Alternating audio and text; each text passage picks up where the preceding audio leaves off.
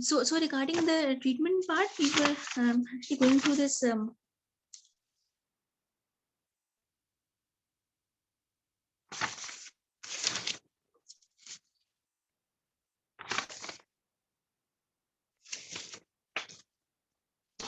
To the second line treatment therapies for acute GVHD, they include these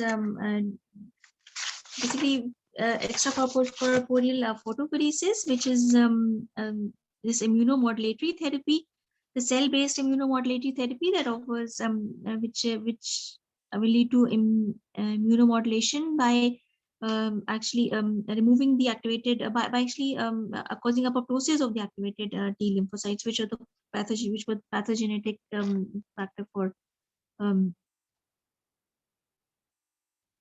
for the GVHD. Now the only thing is that these machines, machines for extracorporeal photopheresis, that is the standard UV ARS XTS TM machine, is only suitable for children over 20 kg in weight. And also the newer machine is not which is the Select TM. So first UVAR XTX, and then Celestium, which is now available, which allows the treatment of patients less than 40 kg. So there are basically it depends not only on the treatment available, the treatment option being available, the treatment machine being available, but also the type of machine would also be would also determine whether patients children of lesser age can use it, because otherwise the the the therapy can cause this hypotension and fever, rigors, and decreased hemoglobin level, and patient may have poor venous access. So the venous access should also be with a double lumen catheter. And then we have these drugs. The drugs include, apart from extracorporeal photopheresis, which has an excellent safety profile and a good way of actually knocking out the activated T cells, we can also go for anti-TNF antibodies, which will actually block out the inflammatory cytokines that are released by these activated T cells. So we can use anti-TNF alpha drugs, interleukin 2 receptor antibodies, and then other agents are the sirolimus, which is an mTOR inhibitor, or mycophenolate mofetil. So these are the other two second line therapies. And just briefly about the anti-TNF alpha drugs, we have infliximab and etanercept. And infliximab is the monoclonal TNF alpha antibody. So this actually binds to the TNF alpha. This actually binds to the TNF alpha um, and nullifies its effect. So the several small case series, they have suggested the benefit of infliximab. And etanercept is a soluble dimeric TNF alpha receptor 2, which will competitively bind with the receptor site, with the binding site. So it renders the TNF alpha inactive. So etanercept renders the TNF alpha inactive by a competitive binding, and infliximab renders the TNF alpha inactive by neutralizing it by binding of an antibody.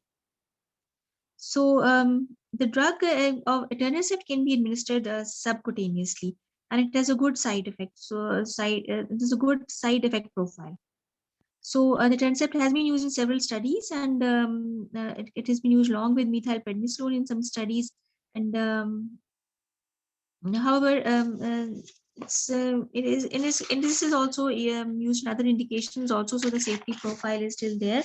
And these studies mostly suggest that the GI tract was particularly sensitive to TNF blockade, and the infection rate was not significantly different between the two populations. So two-thirds of the patients, they are grade 2 disease. So basically, if you just go by the agents, we have TNF alpha blockers, in which case both infliximab and etanercept have shown great good safety profile. And in case of etanercept, the only thing is that you have to use it subcutaneously. Can be used subcutaneously, and it is a competitive binder, which is infliximab was the monoclonal antibody. So then we have this interleukin-2 receptor antibody, which is CD25 subunit, which is against the CD25 interleukin-2 receptor. And this is predominantly expressed on activated T lymphocytes.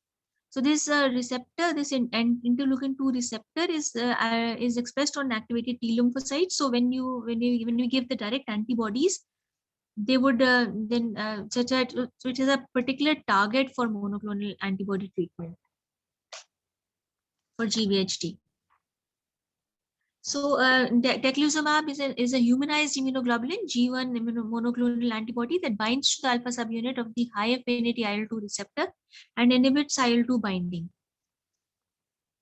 So several basically once it is bound to the IL-2, this antibody, once it is bound to the IL-2 receptor, it inhibits the interleukin-2 from binding to the receptor. So several studies have reported promising results in steroid refractory patients, but a randomized control. So it's basically a blocking antibody, because once this binds this interleukin-2 receptor antibody binds to the interleukin-2 receptor, the interleukin-2 cannot bind. And the drugs that have been used, they have been promising, and the one humanized immunoglobulin G1 monoclonal antibody is the daclizumab. So we had studied about infliximab and etanercept, and now this is about daclizumab, which is an interleukin-2 receptor antibody. So this binds to the alpha subunit and it inhibits the alpha-2 interleukin-2 binding. And daclizumab has been used with corticosteroid again in combination, and it is however it is no longer commercially available and therefore cannot be recommended for use in acute GVHD. And other targets, drugs targeting the CD25 subunit, the alpha subunit, have been developed, and these include denileukin, diftitox, and I think I've not actually heard of this denileukin diftitox. Other IL-2 antibody receptor antibodies have been used. Use of ianalumab, a murine anti-IL-2 receptor, is evaluated in patients. So, so there are a lot of antibodies like this ianalumab and besiliximab, which is a chimeric IL-2 receptor antagonist. So I think we need not actually going to deal. We can just state the TNF alpha the TNF alpha antibodies, and then these IL-2 receptor antibodies. And then going into the drugs, this is mTOR inhibitors as sirolimus, which is used for in steroid refractory grade 2, 3, 4 patients. And sirolimus has been combined with cyclosporine, and it is 5 patients that developed hemolytic uremic syndrome with this. So it may be useful as a second-line treatment option, but in view of the risk of hemolytic uremic syndrome and hyperlipidemia, mTOR inhibitors should be used with caution in combination with calcineurin inhibitors. So, and calcineurin mTOR inhibitors may have also have a number of other drug interactions, and a dose reduction may be required, especially in combination with certain drugs like antifungals and particularly the azole group. So regular monitoring of drug levels is also recommended. So basically, we had this the use of infliximab or etanercept, which had a very which had a good safety profile. These anti-TNF antibodies, and then the interleukin receptor 2 antibodies, which have been now we have first we had just daclizumab, but now we have other drugs, very other a wide variety of drugs for IL-2 receptor antibodies, inelimumab and besiliximab. So and as far as these mTOR inhibitors are concerned, we need to go with caution. We need to maintain the drug levels, especially if we are using them with calcineurin inhibitors. Then they could be hemolytic uremic syndrome and hyperlipidemia. So because of this, we need to use it with caution. and the drug levels will need to be monitored, and the initial dose of sirolimus should be reduced to about 50%, and regular monitoring of drug levels is used, and it has a half-life of 70 hours um, daily level. So mm, the drug monitoring, the monitoring drug levels 2 to 3 times per week should be done, and even if after dose modification is recommended. So the level is should be say 4 to 8 nanograms per. Steven mentioned the level that it should be around about 4 to 8 nanograms per ml. This level should be maintained. A lipid profile should also be maintained because it can cause hyperlipidemia. So on a monthly basis, lipid profile should be done, and sirolimus levels should be obtained, and they should be monitored. And since it has a half-life of 70 hours, so daily levels are not required, and only just doing it 2 to 3 times per week may be there. So intravenous preparations have been used in acute GVHD, but small number of patients and high toxicities prevent any recommendations on their use. And then also regarding mycophenolate mofetil, this blocks the de novo pathway of purine synthesis in lymphocytes by selectively and reversibly inhibiting the inosine monophosphate dehydrogenase. So the IMP dehydrogenase is in inocyte monophosphate dehydrogenase is inhibited. It is reversibly and selectively inhibited in the lymphocytes, and this blocks the de novo synthesis of purine in the lymphocytes. So because of this mechanism of action, and also the fact that it is rapidly absorbed following oral administration. So because of this, it has been small studies have suggested the role of mycophenolate in the management of refractory acute GVHD as a steroid sparing agent. But and there have been life-threatening infectious complications, especially because it will affect not only the activated T lymphocytes, but it can also cause a lot of lymphocytopenia. So in one arm of a randomized study, when MMF was administered with corticosteroids and compared to etanercept and pentostatin and denileukin and Defitox, in the initial management of acute GVHD, patients treated with mycophenolate had highest day 28 complete response rates and overall survival and lowest infection rates compared to other agents. And these results should be interpreted with caution, as the patients who received these had already failed prophylaxis with the MMF, so may have represented a higher risk group. So in addition, it should be noted that this series was not powered to compare across the study arms.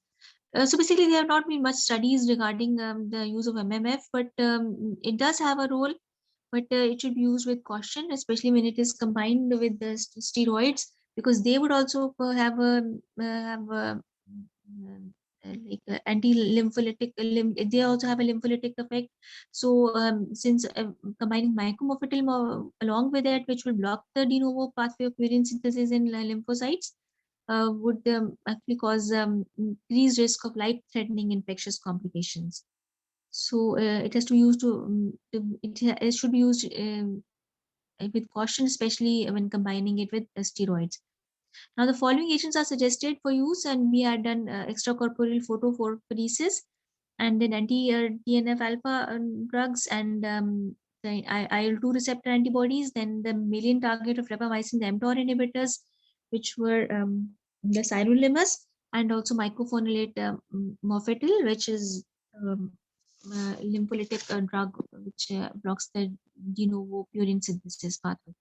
Now, the third line stem, the treatments are actually they should be they have been investigated for steroid refractory patients, and patients who fail a second line, they should be treated with another second line before moving on to the third line.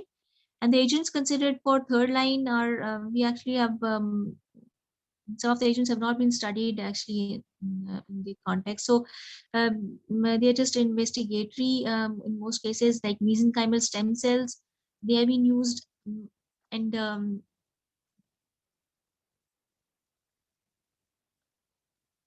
so mesenchymal stem cells or the MSCs have been used as part of a compassionate use program. So in especially also in children, they may be used, and A recent report used rested mesenchymal stem cells for primary treatment of acute GVHD in combination with corticosteroids.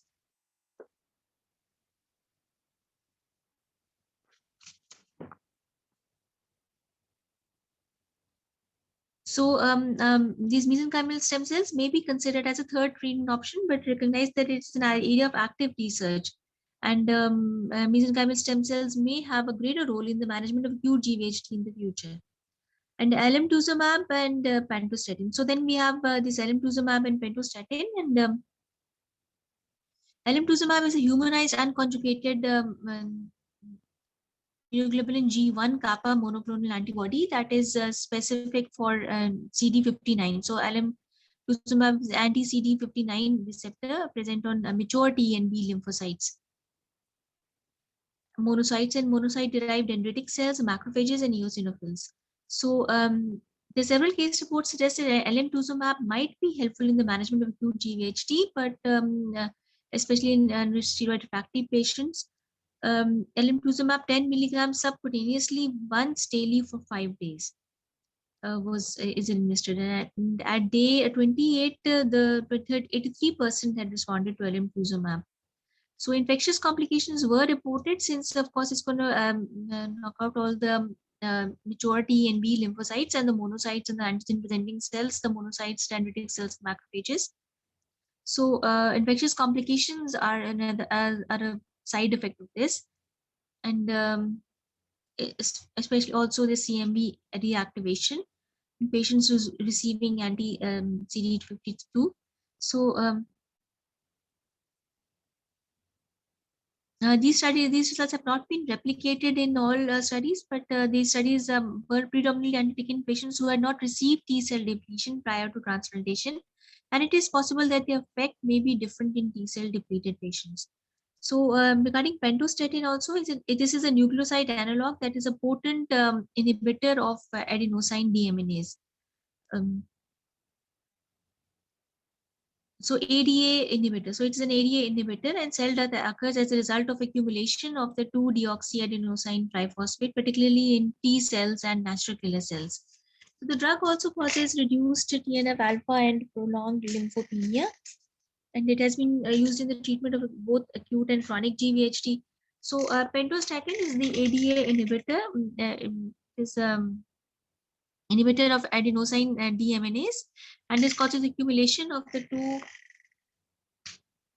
2-deoxyadenosine 5 triphosphate, particularly in T cells and natural killer cells. And the drug is also a reduced TNF alpha and prolonged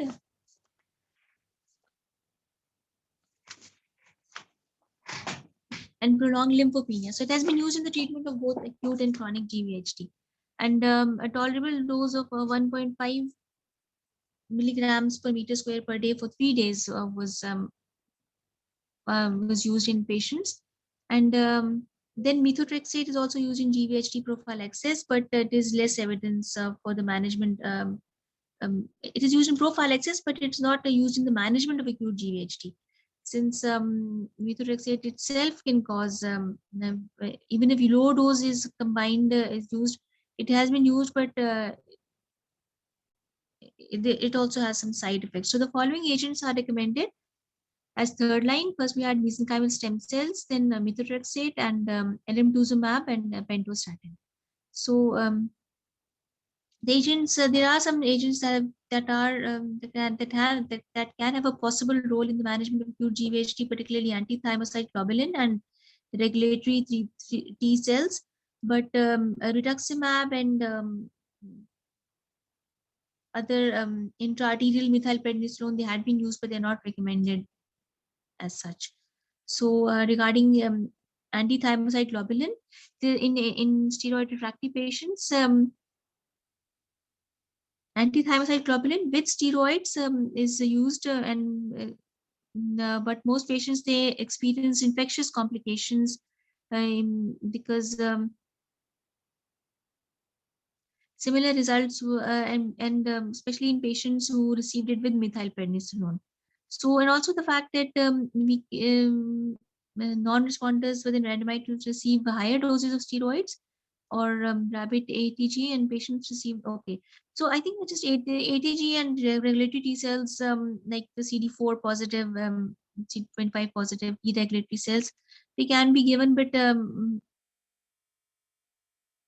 they have a possible role, but it is still under clinical trials.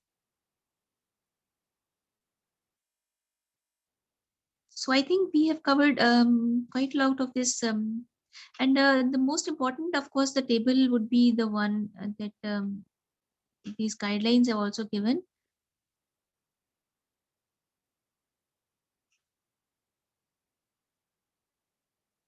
This one regarding the treatment options for grade 3 to 4.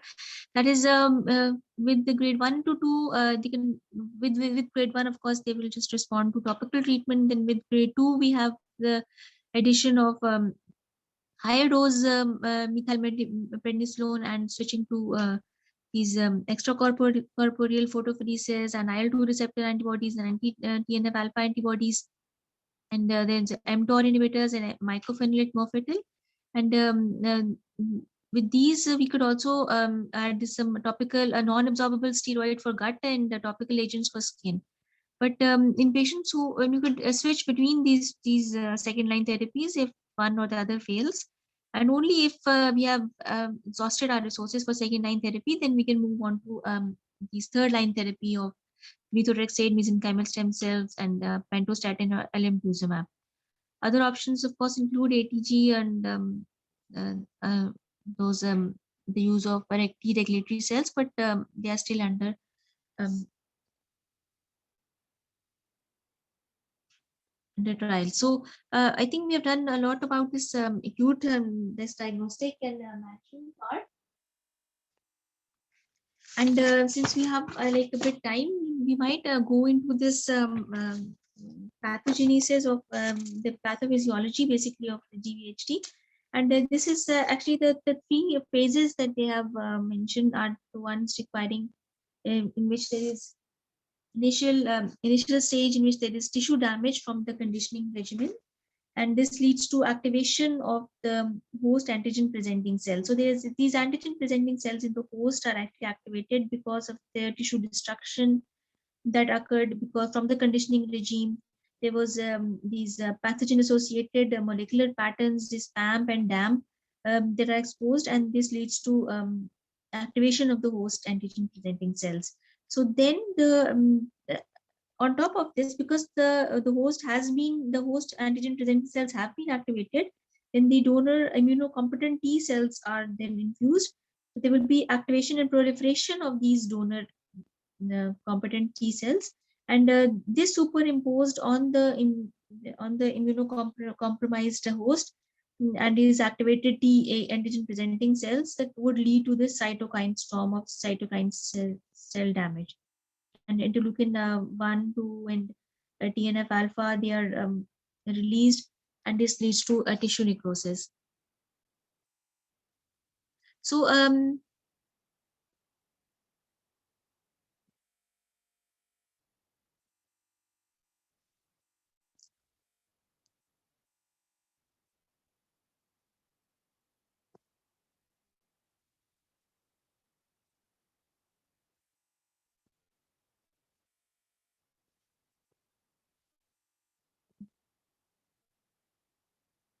there were some sources that I read to. I thought we could actually go through them.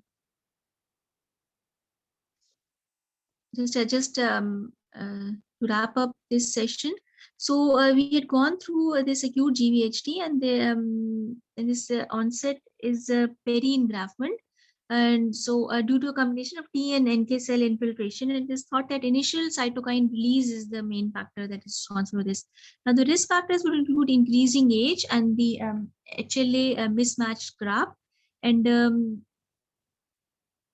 matched unrelated donor allograft. So if there's a HLA mismatch, if there is an increasing age of the recipient, so also with increasing age, and some have even reported that the sex difference, that is, if it's a female donor for a male recipient, So even that is a sort of risk factor for a GVHD.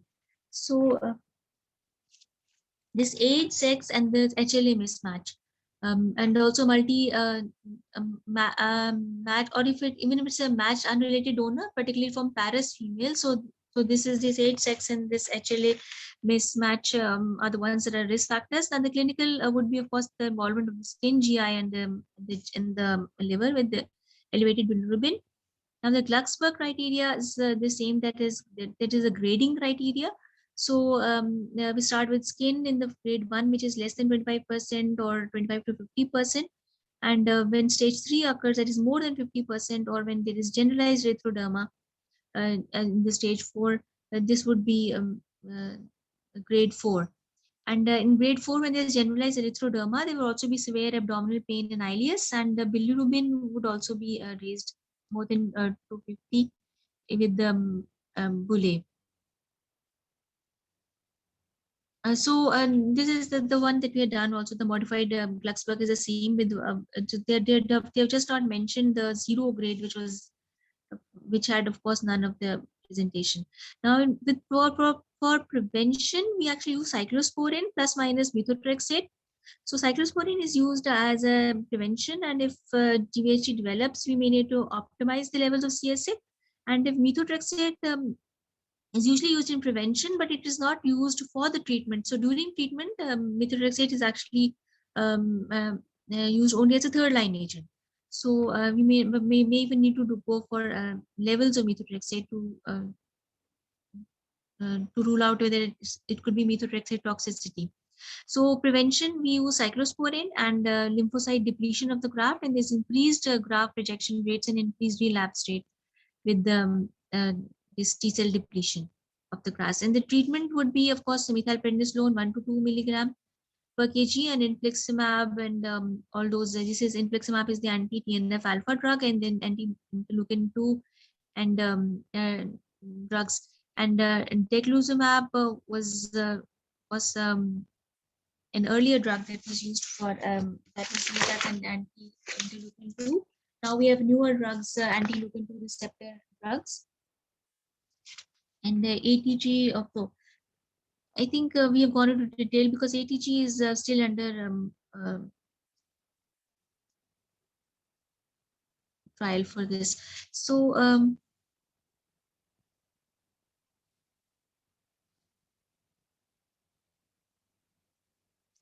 regarding the pathophysiology, I think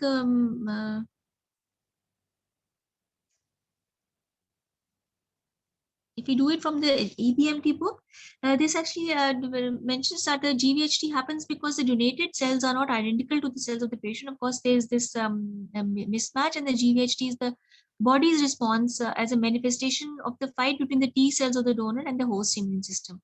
Now, the T cells are they are they actually immunocompetent T cells are actually of the donor. They are the ones that are implicated, and the donated hematopoietic stem cell has closely matched to the of recipient. But if there is mismatch also, then the small differences are recognized by the body as non-self.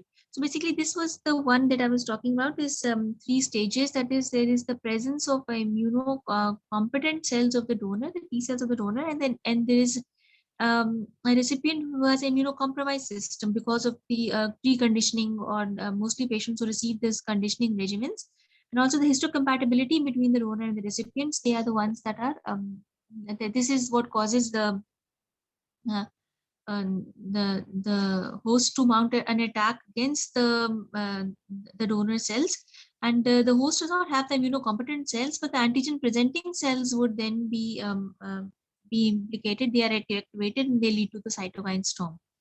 So they lead to the recruitment of this CD8 positive cytotoxic cells. So and there is initial tissue damage from the conditioning therapy, then there's activation of the host antigen presenting cells, and then there is activation and proliferation of the donor T cells.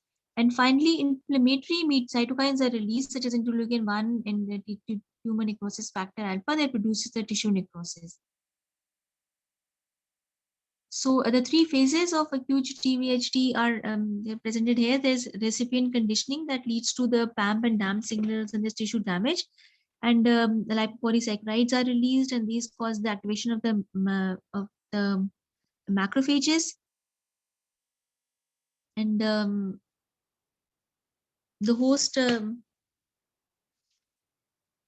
antigen presenting cells are activated, and then once the donor cells which are immunocompetent, they come in contact with the antigen presenting cells, they would lead to this it is activated host cells, antigen presenting cells, and the activated donor T cells. So when these interact, they will lead to this cytokine storm of increased Th1 activity with interferon gamma, interleukin 2, and TNF alpha being released. And in the intestines, they cause this target cell apoptosis, and those apoptotic bodies at the crypts that are found. So these intestinal cells, because of they would show all these cellular and inflammatory effects. So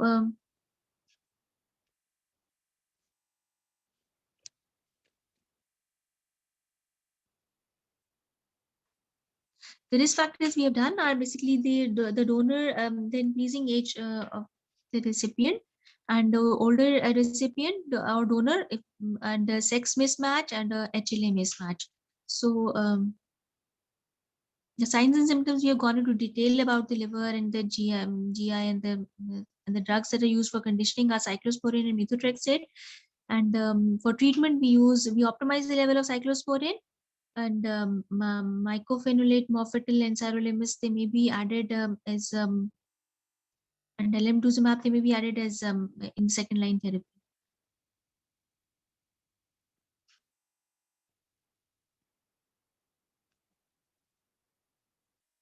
So basically, as a prophylaxis, we need to have barrier nursing and optimal oral health with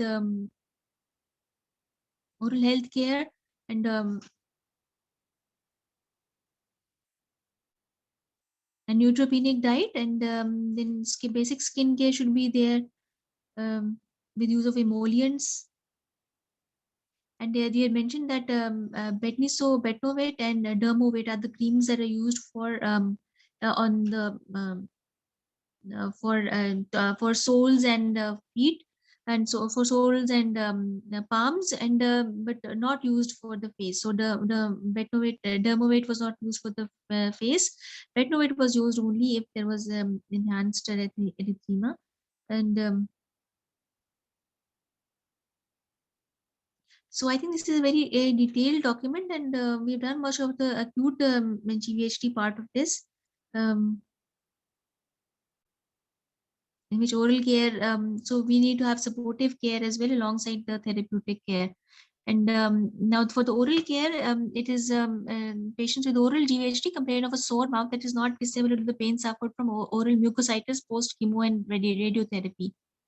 And it is important to rule out infections to be the cause, and frequent swabs for virus and fungi should be taken and acted upon promptly.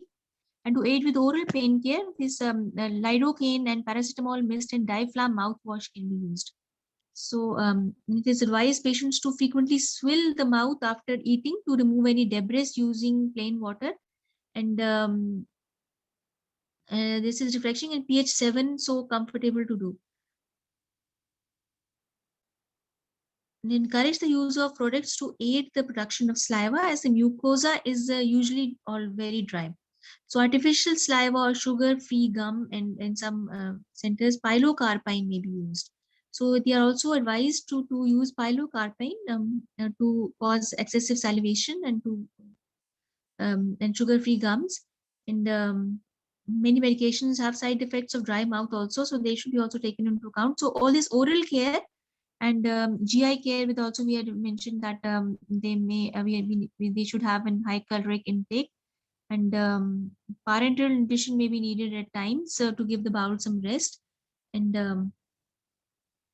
for eyes, they should wear dark glasses to which will reduce the irritants such as wind and block. And of course, they can use artificial tears, and cold compresses like ice packs and chamomile tea have also been used. So this is the supportive care that we need to do. So apart from the general care, we need to take into account that their oral care, their eyes care also, for using of dark shaded glasses to block out the sun and to reduce the photophobia. And also because of the dryness of the eye, lubricating the eyes with artificial tears or use of cold ice packs can be used. And genitourinary care should also be taken. So in this case, asking the patient if there's a problem for them for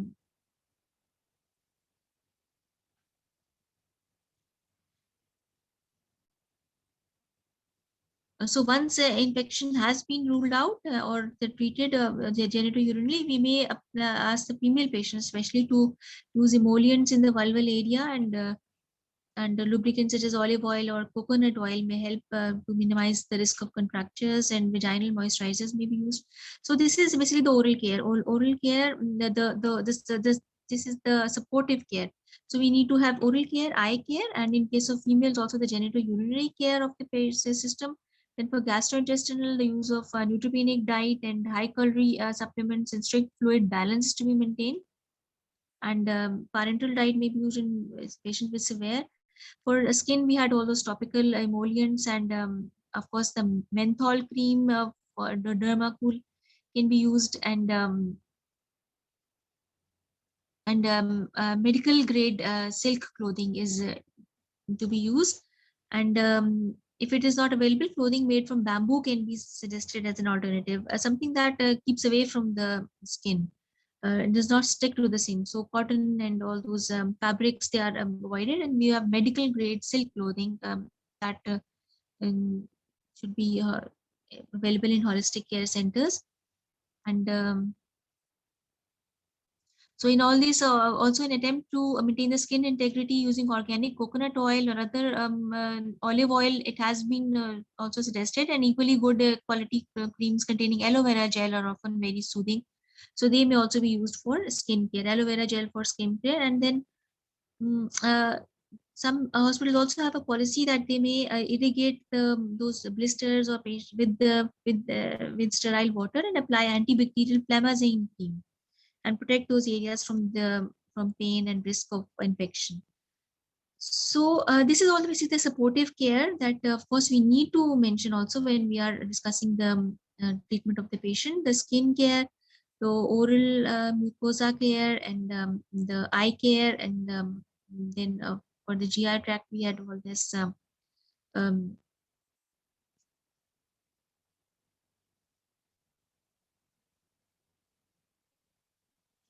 so I think this pretty much concludes much of the session that we have had today. So and we'll also be running out of time. So I think we'll then do the chronic GVHD part tomorrow. So we have done much of the first line, second line, and third line therapy. And apart from that, also this nursing care that needs to be stressed also in these patients. So I think with this, if you have any questions.